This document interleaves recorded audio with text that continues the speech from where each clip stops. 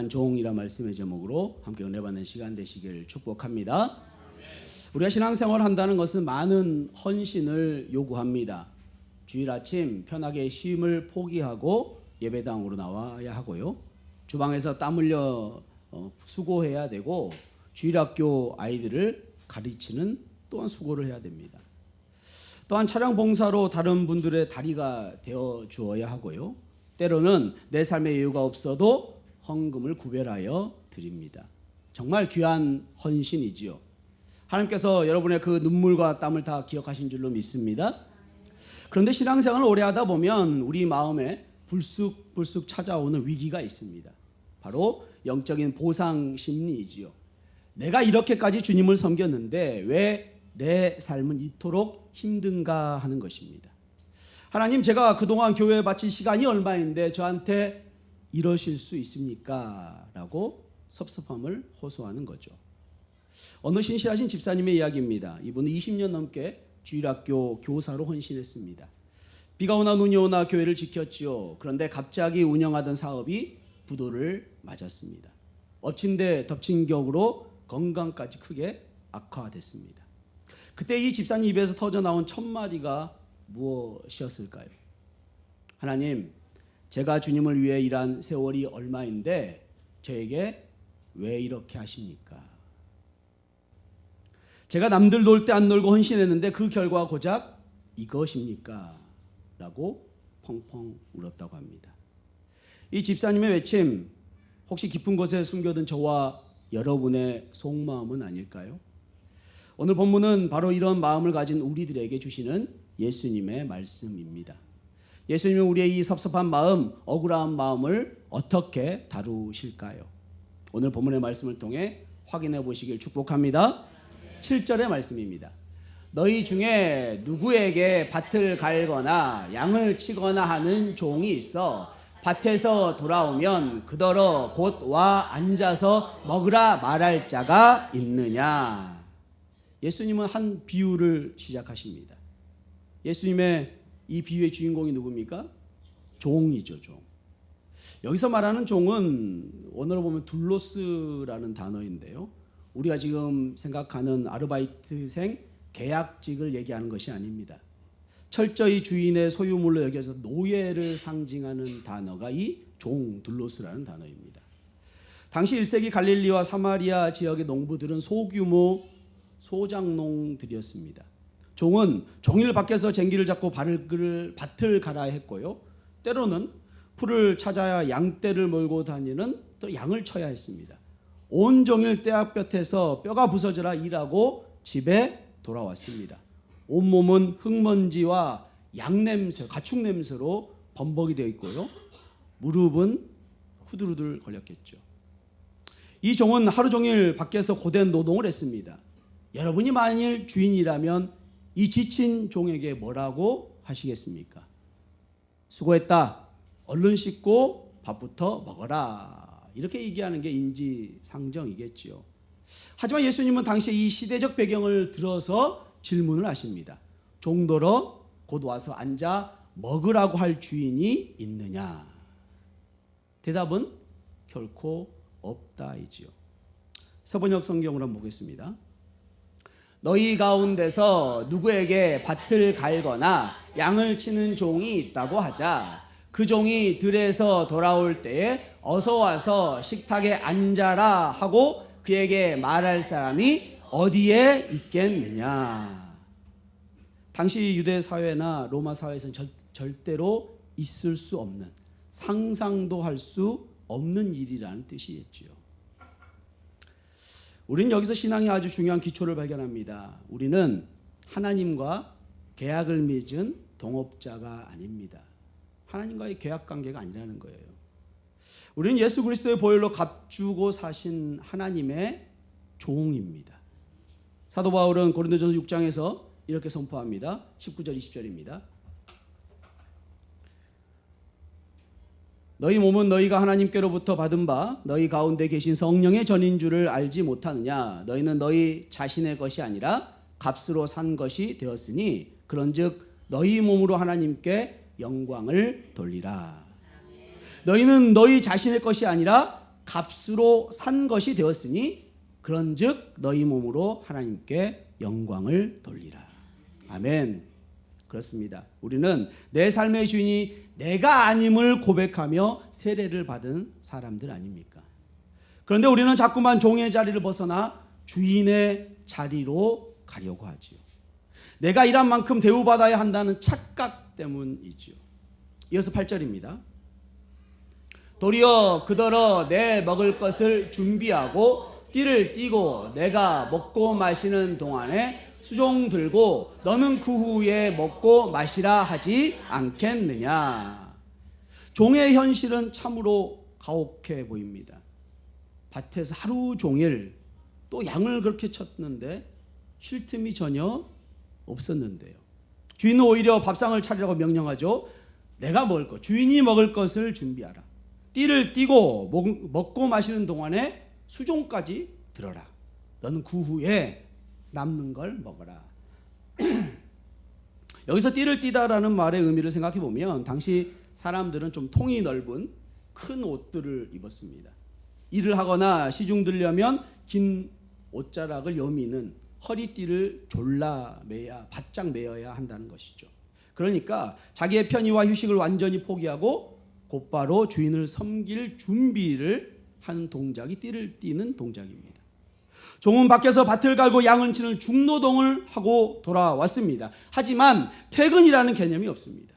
집에 돌아와서도 허리띠를 조여매고 주인의 식사를 준비해야 하는 것이죠. 주인이 편안히 누워서 식사를 다 마칠 때까지 곁에 서서 시중을 또한 들어야 합니다. 자기 배고픔은 뒷전에 있는 거죠. 주인이 다 먹고 난 후에야 겨우 남은 음식을 먹을 수 있습니다. 이 모습이 너무 가혹해 보이십니까? 그러나 이것이 당시 종이 가진 위치였습니다. 종의 존재 전체는 주인의 주권 아래 있었습니다. 종의 모든 수고와 노동은 주인을 위한 것이었던 것이죠. 우리가 알아야 할 것은 이 비유가 누구한테 하신 말씀이라고요? 지금 제자들에게 주신 말씀이라는 점이죠. 여러분이 만약 이 종이라면 속으로 어떤 마음이 들었겠습니까? 주인님, 저도 사람입니다. 저도 너무나 피곤해서 쉬고 싶습니다. 이 말이 목구멍까지 나왔겠죠. 서운함, 섭섭함이 찾아오겠죠. 그런데 이 종의 모습 꼭 우리의 고단한 신앙생활과 같지 않습니까? 세상에서 직장생활하며 치열하게 살다가 주일에 교회에 옵니다.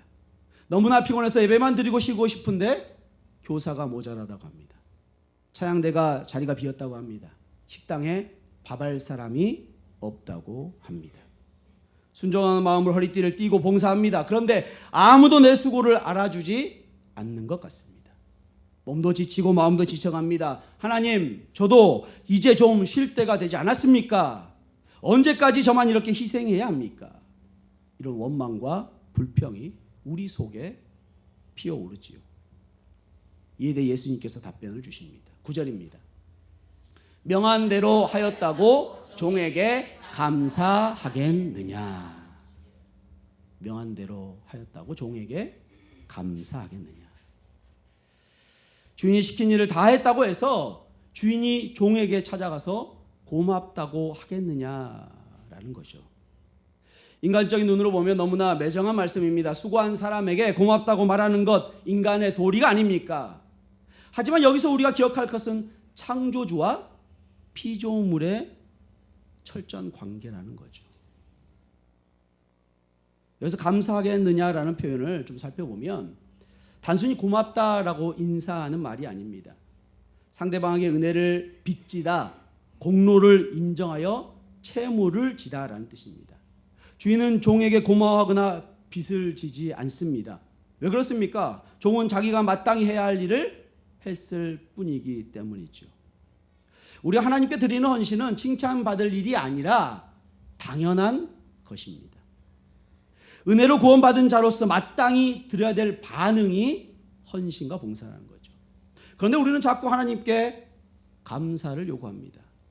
내가 이만큼 봉사했으니 건강의 복을 달라고 청구서를 내밀죠. 내가 11조도 잘했으니 내 사업이 대박나게 해달라고 하나님과 거래를 합니다. 이것이 바로 신앙을 가장한 율법주의이지요. 하나님과 거래를 트려는 무서운 영적인 사업주의입니다. 예수님은 지금 우리의 그 교만한 보상 심리를 정확하게 찌르고 계신 거죠. 우리가 지난 시간 나누었던 이 비유가 시작하기 전 누가복음 17장 5절의 말씀, 제자들이 예수님께 어떻게 요구합니까? 5절 말씀입니다. 사도들이 주께 여짜오되 우리에게 믿음을 더하소서 하니. 제자들은 더 큰 믿음을 원했습니다.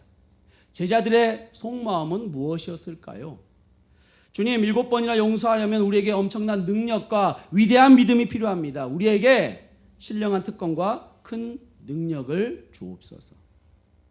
제자들은 순종을 위한 대가로 하나님께 더 큰 능력과 특별한 위치를 요구하고 있었던 것입니다. 더 큰 믿음이 있어야 더 큰 기적을 행하고 사람들 앞에서 더 큰 능력을 과시할 수 있다고 믿었기 때문이죠. 그들은 믿음을 나의 영광을 위한 도구, 그렇게 여기고 있는 것입니다. 예수님은 바로 그 제자들의 거만한 속마음을 꿰뚫어 보시고 이제 깨부시기 위해 종의 비유를 말씀하고 계신 겁니다. 용서하고 순종하는 것은 너희가 대단한 공로를 세우는 것이 아니다. 그것은 종으로서 마땅히 해야 할 기본 의무일 뿐이다. 사도 바울은 로마서 11장 35절에 이렇게 선언합니다.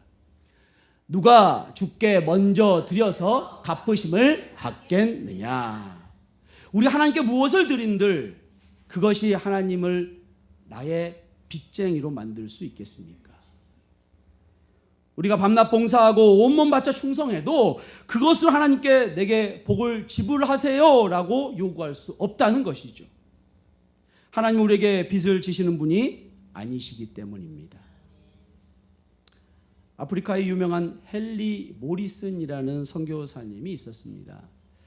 아프리카에 40년 동안 헌신하고 이 선교를 은퇴하고 이제 미국으로 배를 타고 돌아가는 배였습니다. 근데 그 배에 아프리카에서 사냥 여행을 마치고 돌아온 루즈벨트 대통령이 함께 그 배를 탔던 거죠. 배가 뉴욕 항에 도착했습니다. 군악대가 연주를 하고 많은 인파가 몰려들었습니다. 누구를 환영하기 위해서요? 대통령을 환영하기 위해서. 대통령은 빨간 카펫, 붉은 카펫을 밟으면서 화려하게 환대를 받았습니다. 하지만 40년을 이름 없는 아프리카의 땅에 청춘을 모두 바친 선교사님, 마중 나온 사람이 단 한 명도 없었습니다. 선교사님은 씁쓸히 낡은 가방을 들고 내리면서 하나님께 섭섭함을 토로했습니다. 하나님, 사냥을 마치고 돌아온 대통령 저렇게 환영을 받는데 주님을 위해 평생을 바친 저는 환영하는 사람이 단 한 명도 없네요. 그때 성령님께서 선교사님 마음에 세미한 음성을 주십니다. 내 아들아, 섭섭해하지 말아라. 넌 아직 고향에 도착하지 않았단다. 내가 진짜 고향인 천국에 입성하면 내가 천군 천사로 함께 붉은 카펫을 깔아줄게. 선교사님은 그 자리에서 엎드려 눈물을 흘리며 회개했습니다. 우리가 받아야 할 참된 칭찬과 보상은 이 땅에 썩어질 것이 아닙니다. 사람의 인정을 바라는 순간 우리의 신앙은 병들기 시작한다는 사실 기억하시길 축복합니다.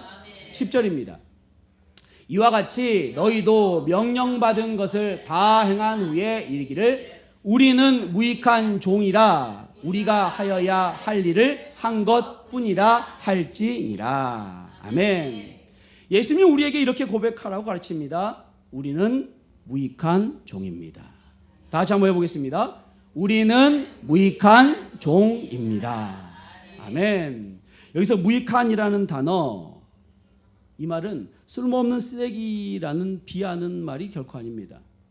스스로 쓸모없다고 학대하는 뜻도 아닙니다.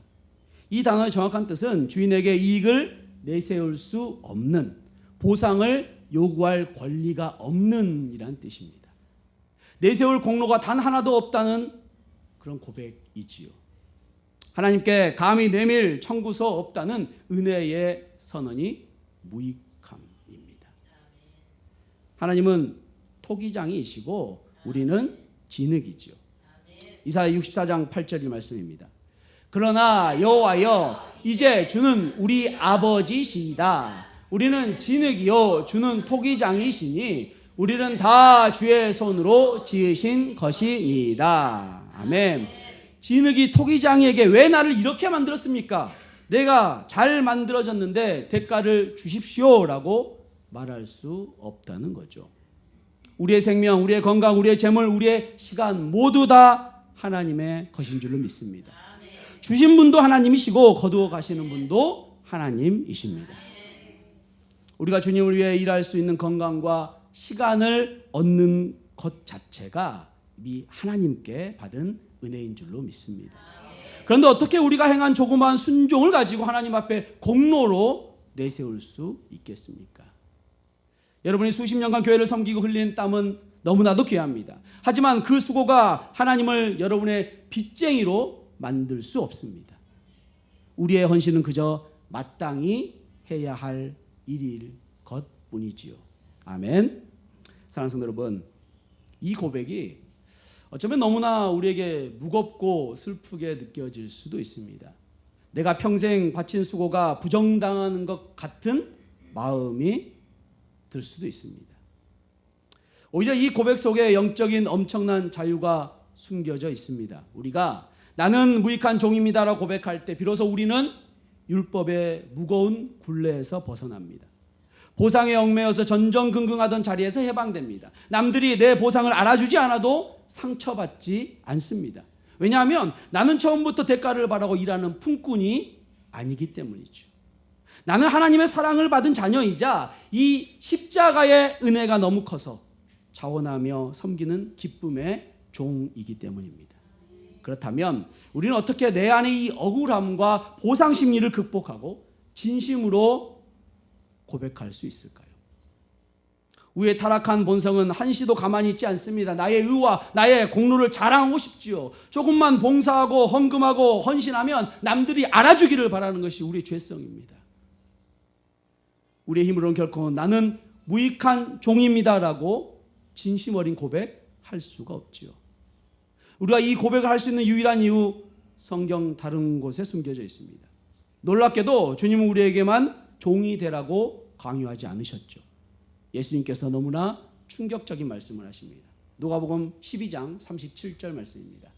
주인이 와서 깨어있는 것을 보면 그 종들은 복이 있으리로다. 내가 진실로 너희에게 이르노니 주인이 띠를 띠고 그 종들을 자리에 앉히고 나와 수종 들리라. 아멘. 17장 본문에서는 종이 띠를 띠고 주인을 수종 들어야 한다고 말씀했죠. 그런데 12장 거꾸로 누가 띠를 띠고 있습니까? 주인이 띠를 띠고 누구를? 종들을 자리에 앉히고 수종 들고 있죠. 주인이 직접 밥상을 차리고 종들을 수종 들겠다고 선언하고 있는 거죠. 이 비정상적인 행동을 하신 주인이 도대체 누구십니까? 바로 하늘 영광을 버리고 이 땅에 낮고 천한 모습으로 오신 우리 주 예수 그리스도이신 줄로 믿습니다. 빌립보서 2장 6절에서 8절입니다. 그는 근본 하나님의 본체시나 하나님과 동등됨을 취할 것으로 여기지 아니하시고 오히려 자기를 비워 종의 형체를 가지사 사람들과 같이 되셨고 사람의 모양으로 나타나사 자기를 낮추시고 죽기까지 복종하셨으니 곧 십자가에 죽으심이라. 아멘. 그렇습니다. 우주 만물 창조하신 예수님께서 먼저 우리의 종이 되셨습니다. 최후의 만찬 자리에서 예수님은 겉옷을 벗어 허리에 수건을 두르시고 만왕의 왕이신 분이 친히 띠를 띠셨지요. 그리고 제자들의 발을 한 명 한 명 그 발냄새 묵묵히 맡으시고 씻어 주셨습니다. 오늘 본문의 말씀 그대로 예수님이 자신이 우리를 위해 수종드는 종이 되신 것이죠. 예수의 섬김은 세족식으로 끝나지 않지요. 죄로 인해 영원히 죽을 수밖에 없는 우리를 지옥에서 건져내시기 위해 십자가에서 자신의 생명을 대속물로 내어주셨습니다. 마가복음 10장 45절입니다. 인자가 온 것은 섬김을 받으려 함이 아니라 도리어 섬기려 하고 자기 목숨을 많은 사람의 대속물로 주려 함이니라. 아멘. 이 십자가의 은혜를 가슴 깊이 묵상해 보십시오. 나를 위해 가장 높으신 분이 가장 낮아지셨습니다. 나를 위해 죄 없으신 분이 무익한 죄인처럼 십자가에 매 달리셨습니다. 우리는 그 크신 은혜로 말미암아 영원한 생명을 거저 받은 자들이죠. 지옥의 형벌에서 건져내셔서 하나님의 거룩한 자녀가 되게 하여 주셨습니다. 우리가 이 은혜를 진짜로 안다면 어떻게 감히 하나님께 우리의 얄팍한 공로를 내세울 수 있겠습니까? 주님, 제가 이만큼 헌신했는데 이만큼 복을 주십시오라고 어떻게 감히 입 밖으로 낼 수가 있습니까? 우리의 섬김은 천국 티켓을 사기 위한 노동이 아닙니다. 우리의 헌신은 하나님의 축복을 얻어내기 위한 뇌물이 아닙니다. 우리가 교회를 섬기고 이웃을 섬기고 주님을 위해 내 물질과 시간을 희생하는 유일한 이유는 단 하나입니다. 나를 위해 죽기까지 모든 것 내어주신, 나를 종처럼 섬겨주신 그 십자가의 사랑이 너무나 벅차고 감사하기 때문이죠. 그래서 우리는 우리의 기도는 언제나 나는 무익한 종입니다. 나는 무익한 종입니다. 성도 여러분, 지금까지 신앙생활 하는 동안 묵묵히 주님을 섬기느라 참 고생 많으셨습니다. 사람은 몰라줘도 주님은 여러분이 주방에서, 찬양대에서, 골방에서 흘린 은밀한 눈물 한 방울 다 병에 담고 계신 줄로 믿습니다. 나의 눈물을 주의 병에 담으소서라는 시편 56편 8절의 말씀처럼 하나님은 우리의 눈물을 주님의 병에 채우고 계십니다. 혹시라도 교회를 섬기면서 사람들에게 상처받아 마음이 아프십니까? 하나님이 내 헌신과 기도를 몰라주시는 것 같아 원망스러운 마음이 드십니까? 오늘 여러분의 손에 꽉 쥐어 있던 그 공로를 십자가 앞에 완전히 내려놓으시기 바랍니다. 여러분의 삭스를 받아야 할 불쌍한 품꾼이 아닙니다. 창조주 하나님이 자기 외아들을 피로 사신 너무나 존귀한 자녀입니다. 우리가 하나님 앞에서 나는 무익한 종입니다라고 납작 엎드릴 때에 하나님은 오히려 우리의 손을 잡으시고 내 사랑하는 아들아, 내 사랑하는 딸아 하며 품어 안아주실 줄로 믿습니다. 혹시 오늘 이 자리에서 아직도 내 노력과 내 힘으로 하나님의 복을 사려고 애쓰는 분이 계십니까? 종교적인 열심과 봉사로 나의 의를 증명하려는 분이 계십니까? 이 무거운 율법의 짐과 피로감을 다 십자가 아래 내려놓으시길 바랍니다. 대가 없이 여러분을 위해 생명까지 다 내어주신 예수님의 십자가의 은혜만이 온전히 우리를 의롭게 할 줄로 믿습니다. 오늘 우리의 시간 함께 찬양할 하나님의 은혜를 함께 찬양하기 원합니다. 찬양하며 주님, 제가 한 것은 아무것도 없습니다. 오늘 이 자리에 숨을 쉬며 내 서 있는 곳조차 모두 다 하나님의 은혜입니다.